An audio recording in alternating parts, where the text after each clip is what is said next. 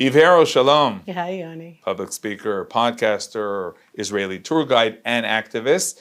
Today we're talking about the U.S. elections coming soon. Right. You're joining the call to Israelis who are American citizens to register and vote, and you're saying it's very important. It's critically important. Look, I made Aliyah from Los Angeles in 1988.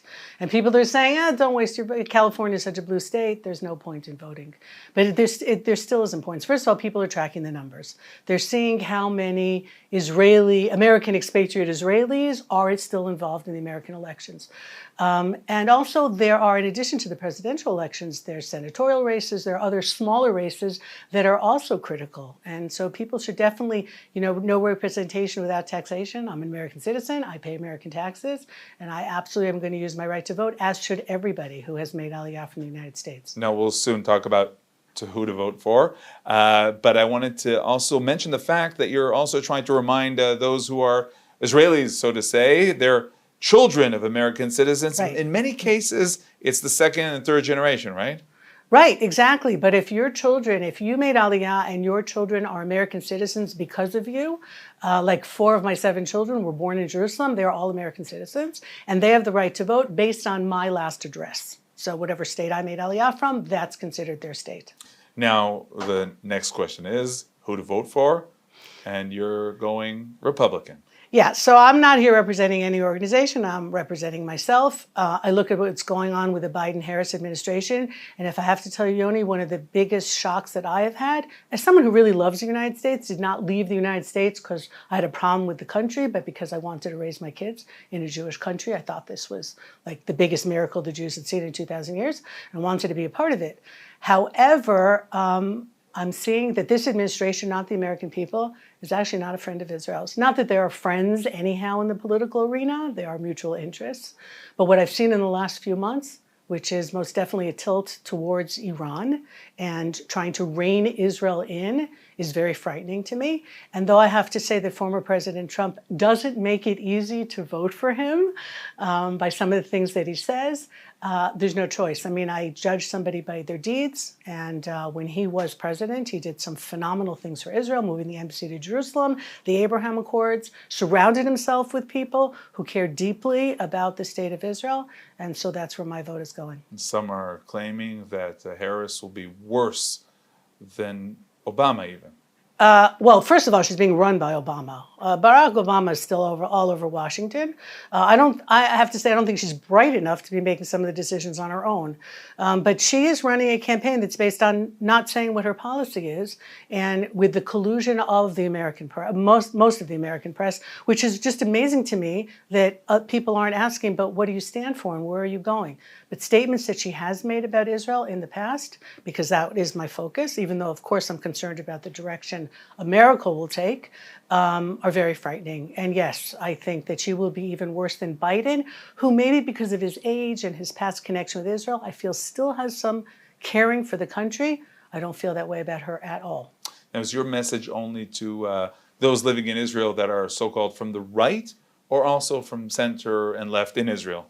Yeah, look, I mean, I would like to think that every Israeli American sees what I just said about Harris, but it's not true. And there's a lot of people who dislike Trump so much that they will not vote for him, but also feel that there's value in her, whether it's because she's a woman and things that she has said on that level. But I don't vote for someone based on their gender. I think that's actually anti-feminist, to vote for people based on what they're offering and if they can do the job well. No, I think people should get out and vote. We're a very important constituency. I think we're the 3rd or 4th largest group of expatriates after, I believe, Canada and England, maybe Mexico. And we do have an impact. And like I said, we are still involved with America. We have a lot of relatives there, care very much about their future and care about the future of America. I think the United States is still irreplaceable on the world stage. It is a needed superpower. The democracy that shines from America, gotten a little tarnished recently, is still something the world needs even more than ever.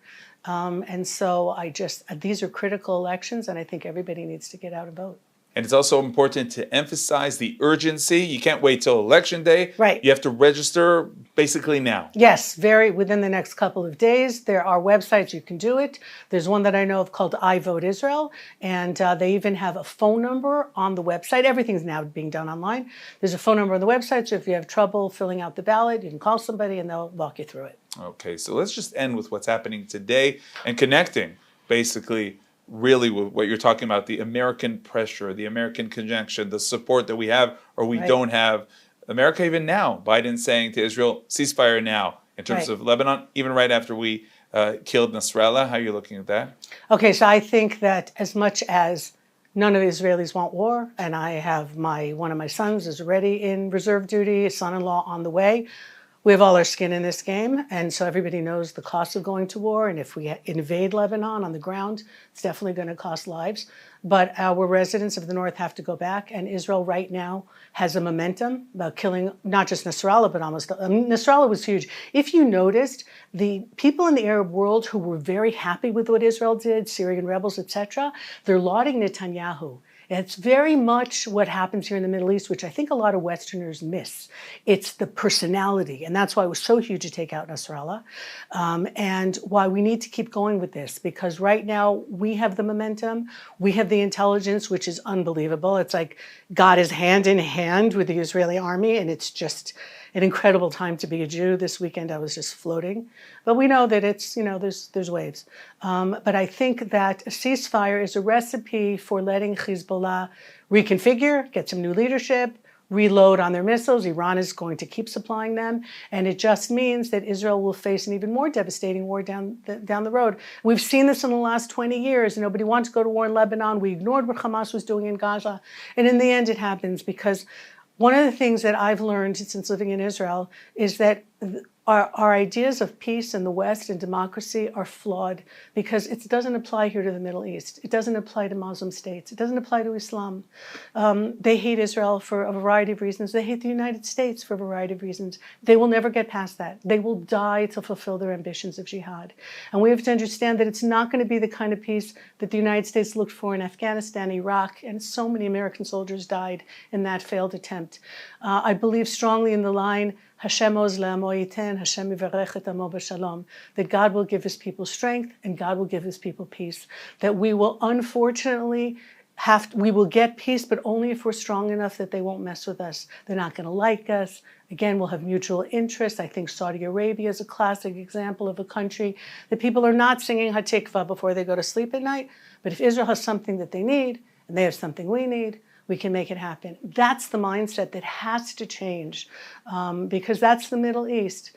And we are a shining light of democracy and of freedoms here in Israel. Very proud to be an Israeli, very proud to be a Jew. And I think that Americans need Israel also to be strong because we're that bastion in the Middle East that reflects what I hope are still American values.